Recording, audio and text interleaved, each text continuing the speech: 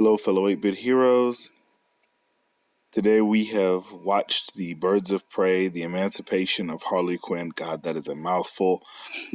Movie, and we are going to review it. This review is going to be as non-spoiler as possible, but we are going to talk about it. So just in case you had any questions about the movie or whether or not it was the movie for you, um, we'll hopefully be able to answer those. So I guess let's start.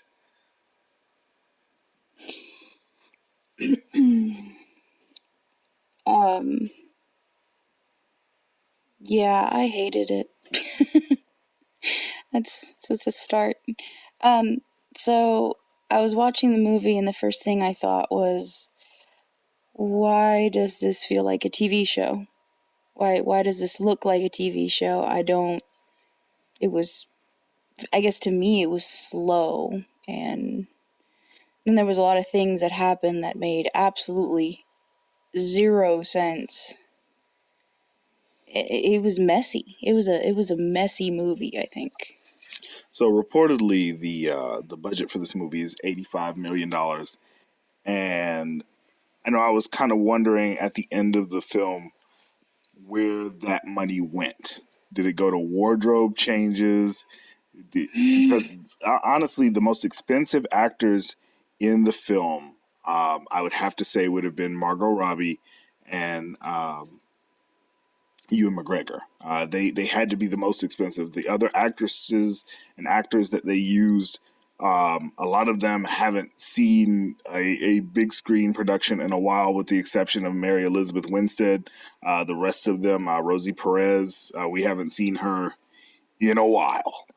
We haven't seen Journey Smollett in a while. So they couldn't have been demanding very much in the way of compensation. So I honestly, the set designs and a lot of the special effects were not anything to write home about.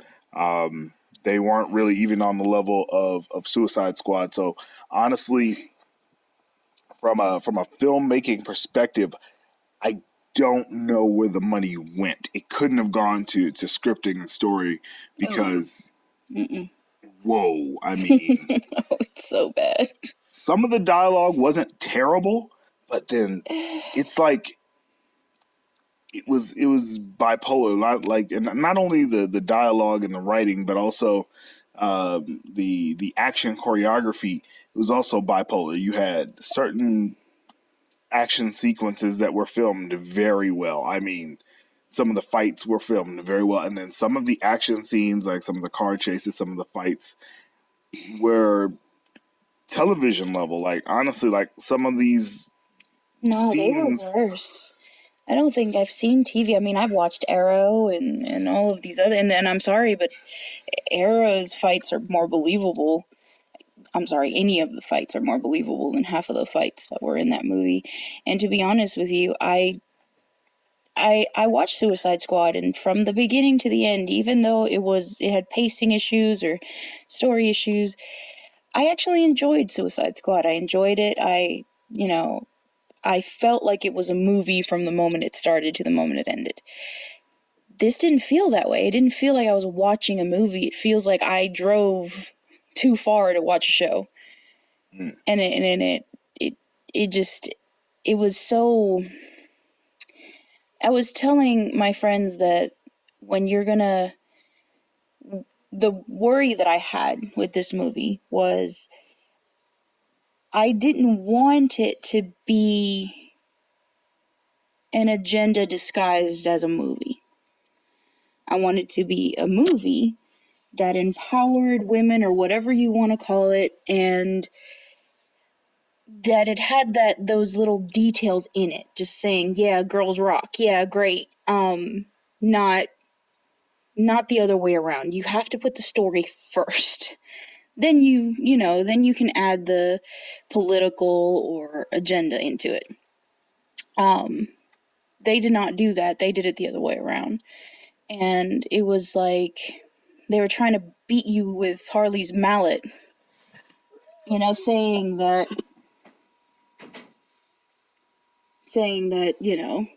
oh, I'm a girl, and I'm sorry, there was not a single good dude in this entire movie. Like, not one person that was a decent human being that was a penis carrying member of society.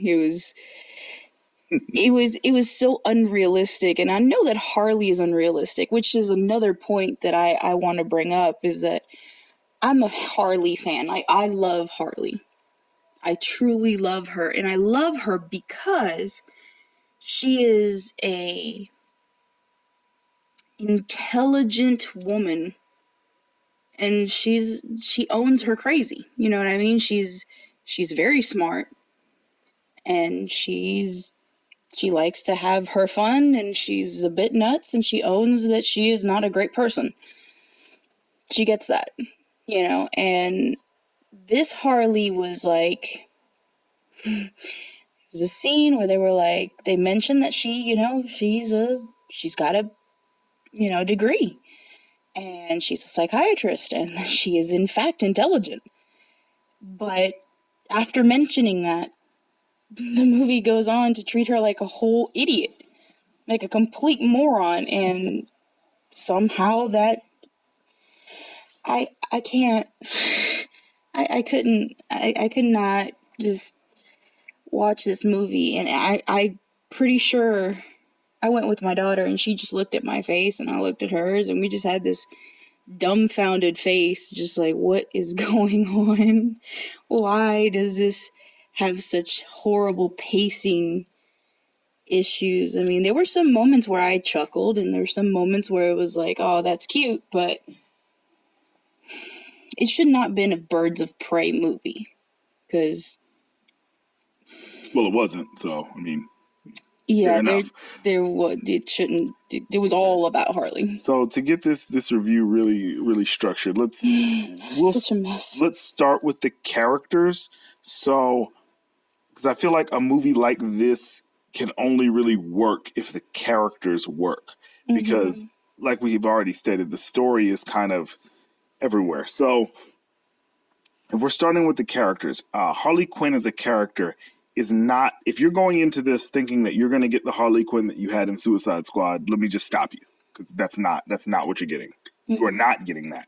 What you are getting is you're getting Sex and the City Harley Quinn. You're getting the Harley Quinn from, I'd say, the 2015, 2016 comics, Roller Derby Harley Quinn. Her standalone comic. Yeah, that's what you're getting. You are not getting the Harley Quinn that you saw in the Suicide Squad film. You're not getting the Harley Quinn that is both intelligent, manipulative, and also very strong as far as her physical abilities. You're not getting that. So this Harley Quinn is very much a product of the Joker.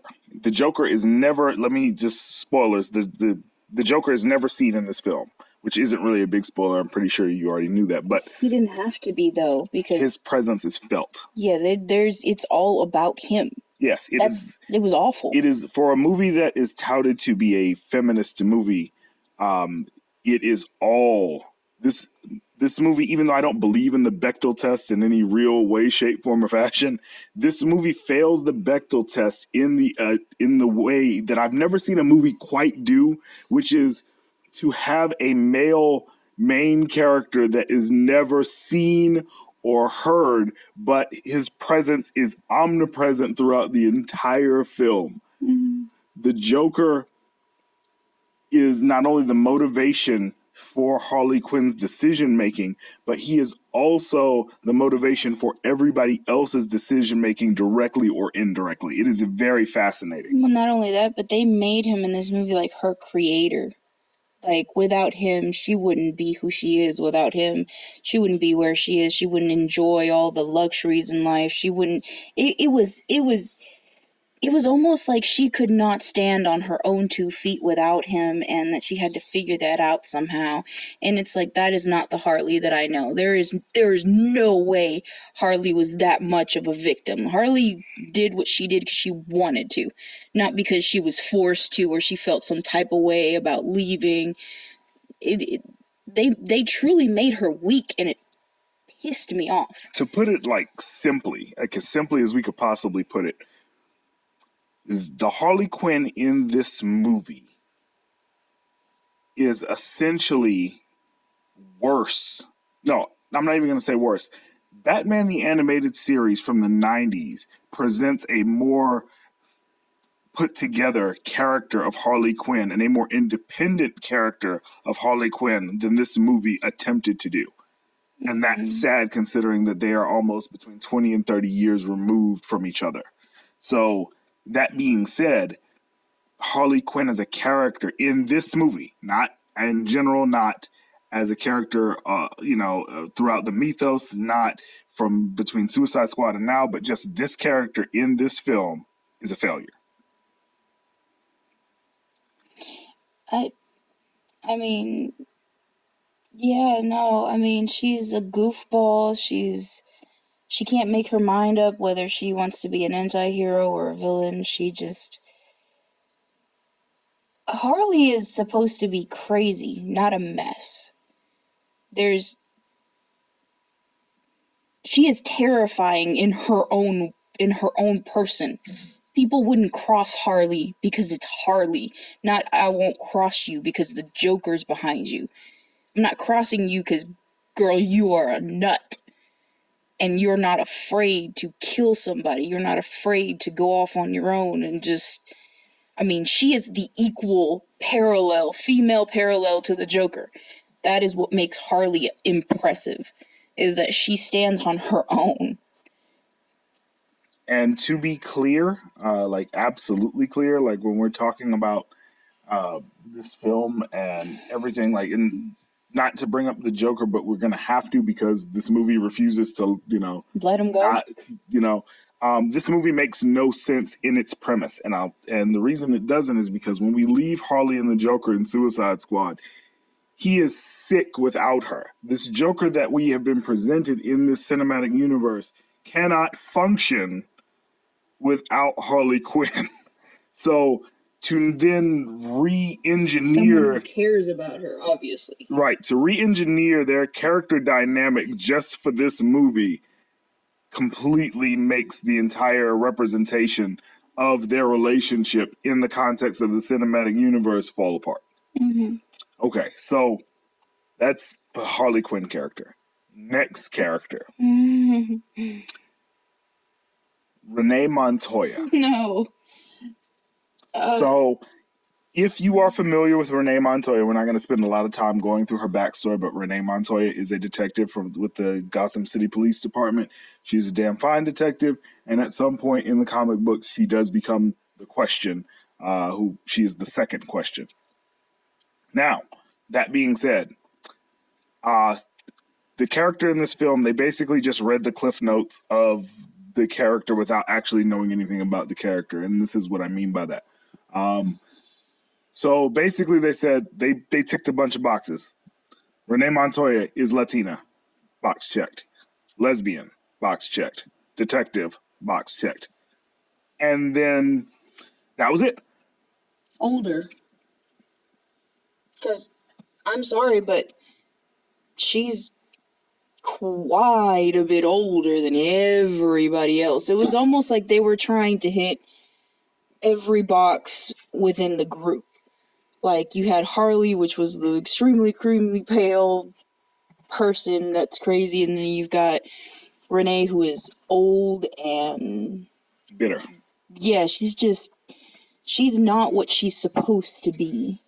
And then you've got children in this, and you've got what in the world? Oh. Now, I mean, the character, they do touch on her alcoholism. No, yeah, which is a staple from the comics. Yeah. However, they don't really deal with the idea that Renee Montoya is a force on the GCPD. She is on her own. She's a monster.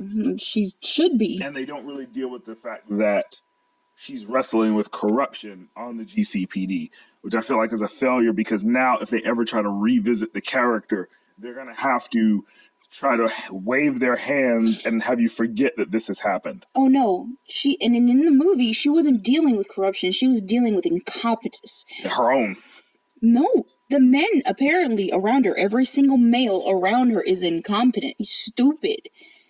And Yes. That's why she had to do all the work, and then they would take all her credit. It's like, it's ridiculous how they set up, they made her, oh my god, they have destroyed her character, which, it seems to be a trend in this movie.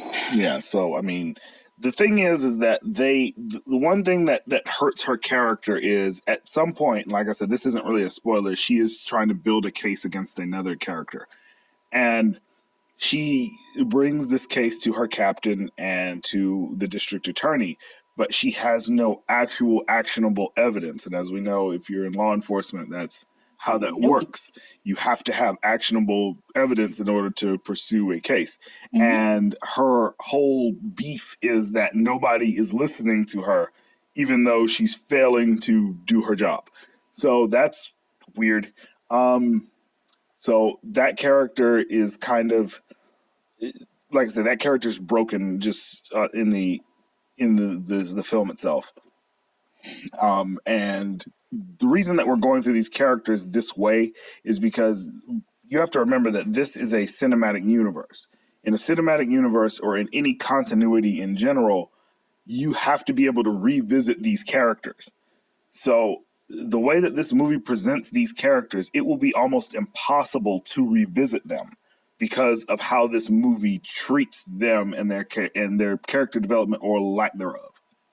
They're all so very flawed. I mean, it's okay to have flaws, but it's almost like they're all so very lost and they're not themselves and they don't know where they're going, where they've been.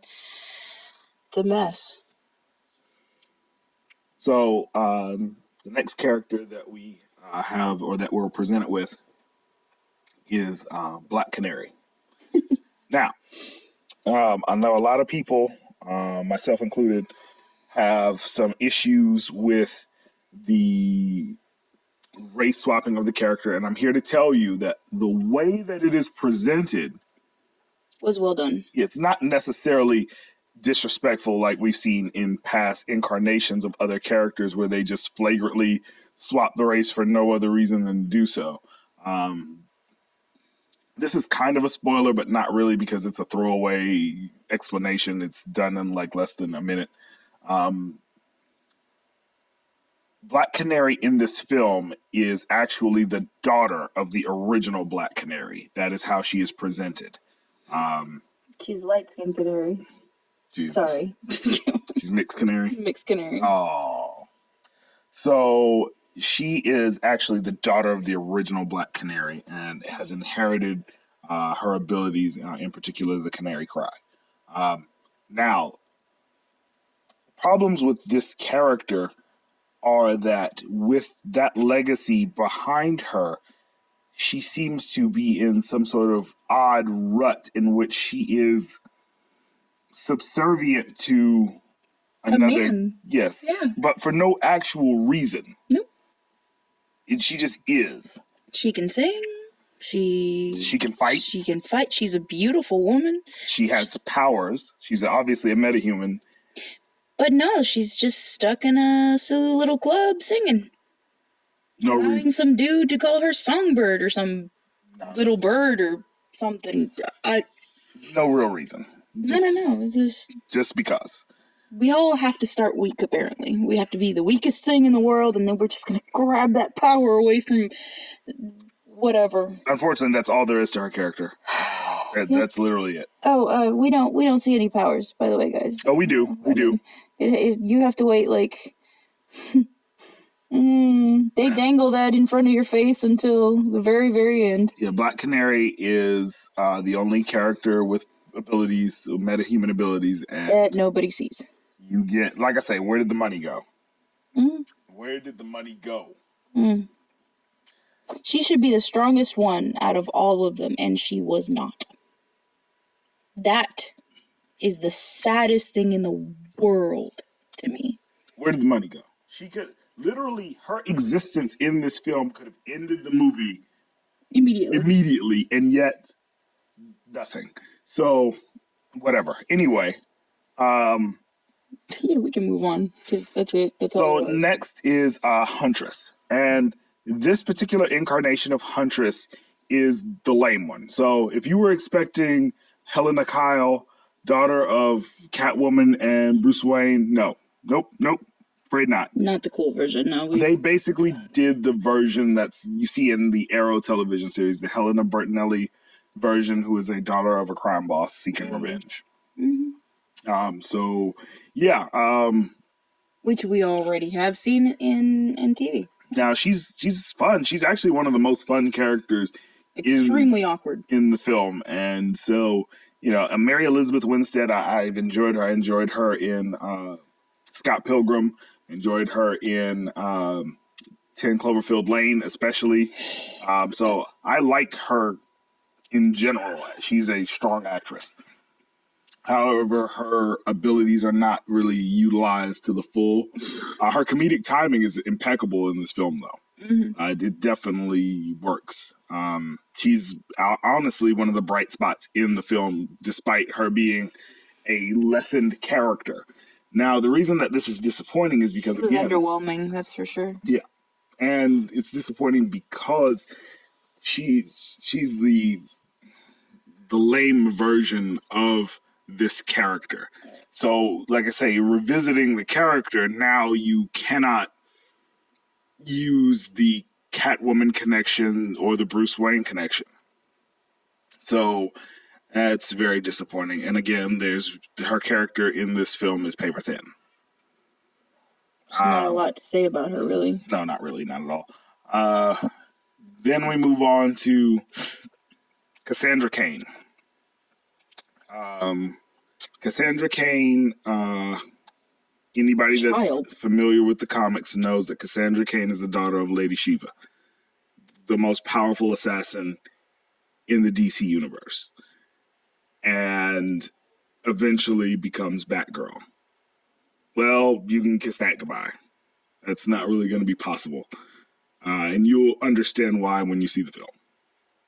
Like I said, I swear they were doing like a diversity female thing. Like, let's go from young to old and from white to black, and we're gonna have everybody and everything, and it's gonna be great, and everybody's gonna start from zero, starting from the bottom. Now we're here, and it's almost like they had this little discussion in the boardroom that just, it's gonna be great. We're just gonna have everything and everyone, and Harley's gonna be like the greatest narrator of everyone's life, and it sounded like a bunch of 12-year-olds sat down and figured this out. It's if you've seen the Key and Peele skit where they're discussing creating Gremlins 2. Oh yeah. It is exactly that. Boy. And we've only covered the main characters. If you can call them the main characters, because really the only character that mattered was Harley. We haven't even gotten into the villains. Oh, good God. So before we get into the villains, there's a lot of big stuff that have happened in this movie that was supposed to be really big. And the one thing that I was questioning myself the whole time was, are you telling me that these large criminal things are happening, and I mean large, and Batman's on sabbatical? So to be clear, this entire movie occurs in Gotham. Yeah, there's not only Batman, but the Joker. Nowhere to be found. Nobody that would normally be in the middle of all of the crap shows up. They're not even mentioned. Batman is not mentioned in this movie. Like, he just doesn't exist.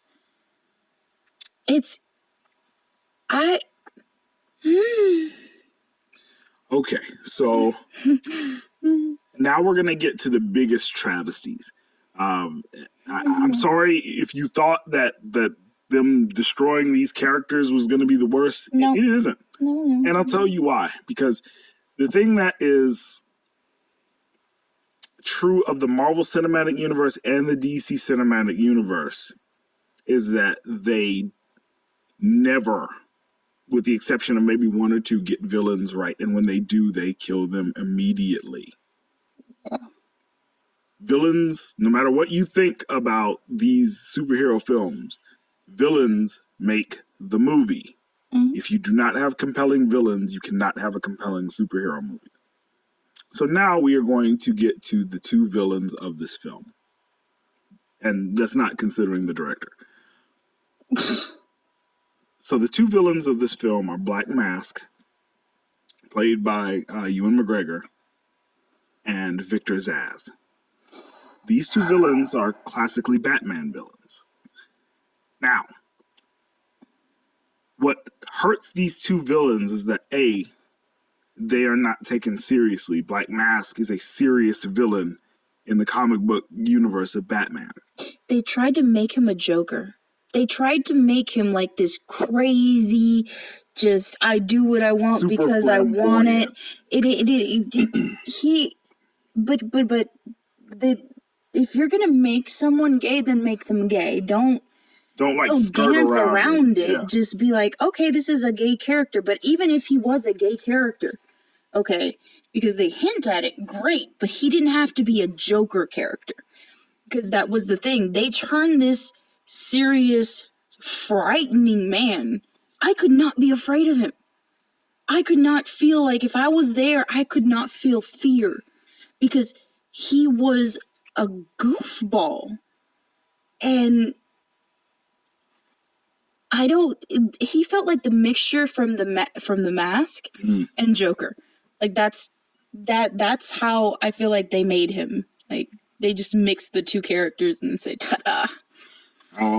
So yeah, they played Black Mask like a joke. Then there's Victor Zsasz. Now Victor Zsasz has never been a primary Batman villain, but even as a secondary Batman villain, he brings fear. Yeah. He is a scary character. He is a murderer. Not creepy, but scary. And this particular character is basically Black Mask's creepy boyfriend. Mm-hmm. Like, let's just be clear and honest about it. It is.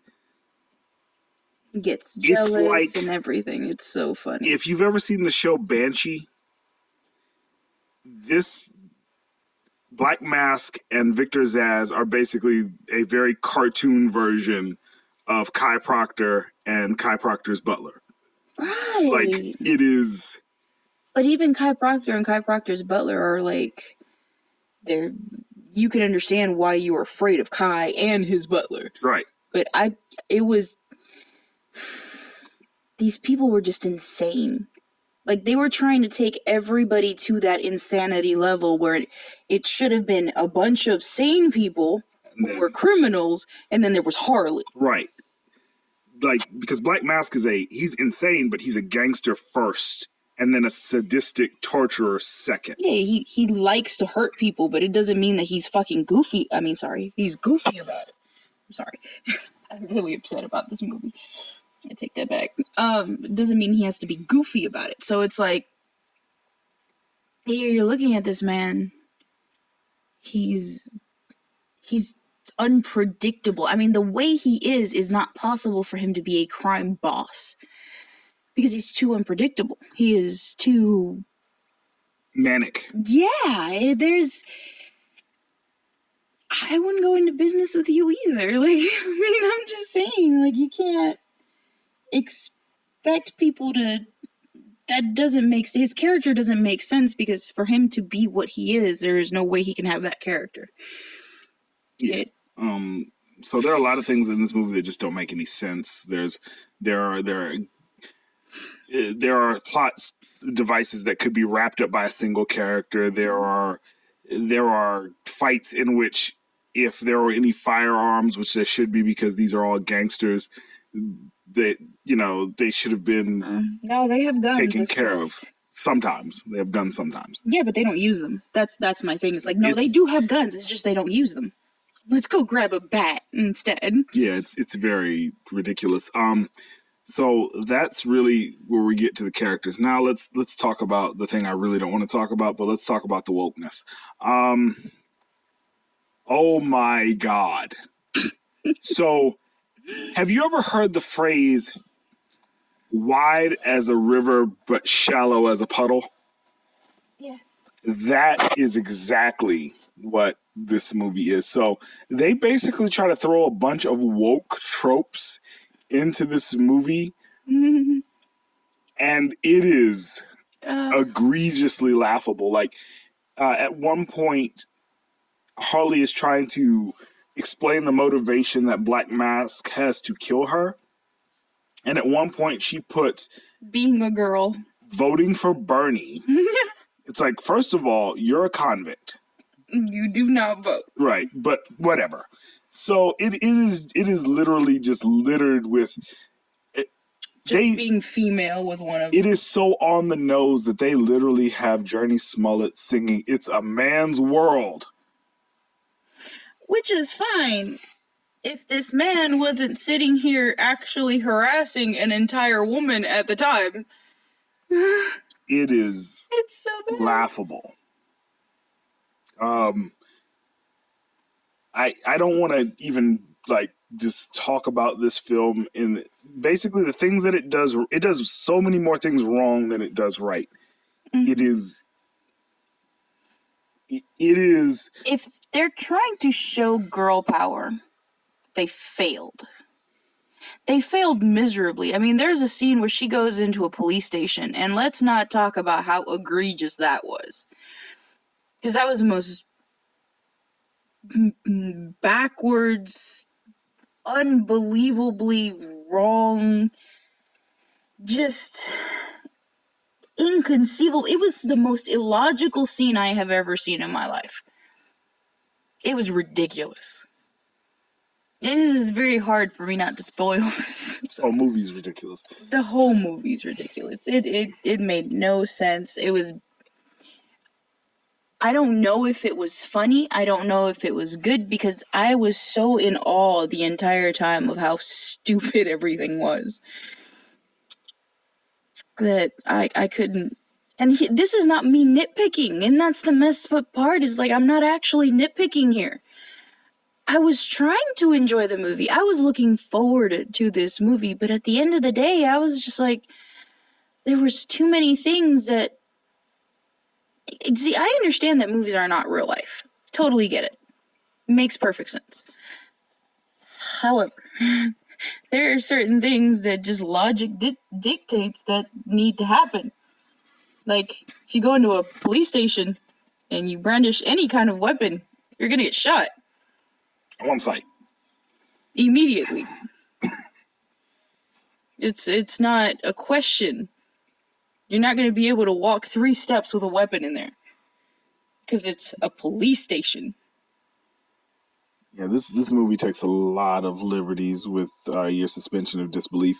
Um, Realistically, I mean, if I had to rate it, I would say wait to streaming or just skip it like it was a bad dream. Yeah, no, it didn't happen. I'm gonna go with it didn't happen because I love Harley too much to disrespect her like they did. Essentially, hopefully, James Gunn's Suicide Squad will ignore this completely and redeem this character because I don't know if I want to see another incarnation of Harley Quinn after this because I so enjoyed her in Suicide Squad and then I saw she was this. boss and it they just couldn't make up their mind which Harley they wanted. Because there's a few Harleys. I mean, it's just and I've read the comics and in this Harley that they put here was the latest comic of her being out on her own. She broke up with the Joker. But it felt more like one of those breakup movies from Lifetime, or the show, a breakup show from Lifetime or something like that. I can't even name that as a movie because I've seen Lifetime movies that felt more like movies than this thing that they came up with. It felt like a show. There were complete dead spots during the movie. There are parts where I was just incredibly bored out of my mind because they weren't really doing anything. They were just hanging out. So yeah, essentially, if you are a Harley Quinn fan, if you're a DC fan, if you liked the Batman the Animated Series, Harley Quinn, Don't do it. I'm gonna tell you like Shannon Sharp says, skip. Don't do it. Y'all have a great evening, and we'll see you on the next review. Alright, bye guys. Okay. Remember, please like, comment, and subscribe. Thank you for watching.